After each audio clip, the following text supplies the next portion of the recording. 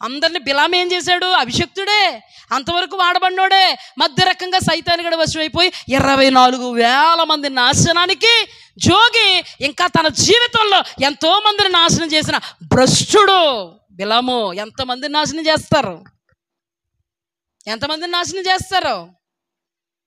అభిషక్తులను కూడా వాడుకొని కలిపి చెరుపుడు బోధలు బోధిస్తుంటే పౌలు అనబడినటువంటి ఆత్మీయుడు తల బాదుకొని, గుండెలు బాదుకొని, కడుపు చీల్చుకొని మరలా ప్రసవ వేదన నాకు కలుగుతుంది. ఎందుకు? ఇంతగా దైవ వాక్యం చెప్తున్నా కలిపి చెరుపుడు బోధల వైపుకు వెళ్ళిపోతున్నారే, ఎంత త్వరగా భిన్నమైన బోధలతో తిరిగిపోతారని తలుస్తుంటే నాకు ఆశ్చర్యం కలుగుతుంది. మా బోధ కపటమైనది కాదు, మోసయుక్తమైనది కాదు, అపవిత్రమైనది కాదు, కలిపి చెరుపుడు అనేకుల్లాగా మేము లేము. మళ్ళీ ప్రసవ వేదన కలుగుతుంది ఆయనకి, వెనక్కి తీసుకురావడానికి చిక్కుబడిపోయినటువంటి గొర్రెల్ని. దౌర్భాగ్యపు బోధలు. అందుకే ఆత్మ తేటగా చెప్తున్నాడు. ఏం తేటగా చెప్తున్నాడు?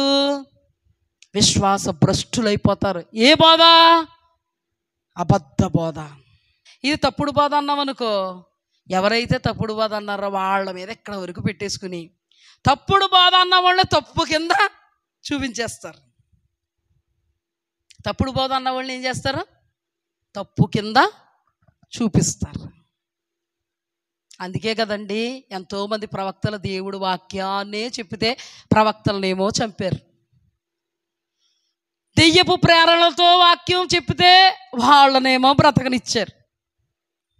తన అహాబరాజు ఏం చేశాడు? నేను వచ్చే వరకు జైల్లో పెట్టండి రా ఈయన్ని, మంచి బోధ బోధిస్తే.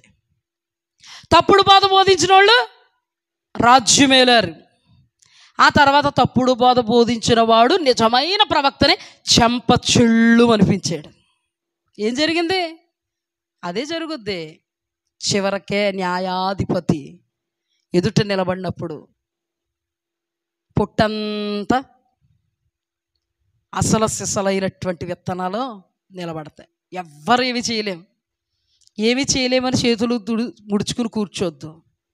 ఏది సత్యమైన బోధో, ఏది అసత్యమైన బోధో జాగ్రత్తగా అధ్యయనం చేయండి.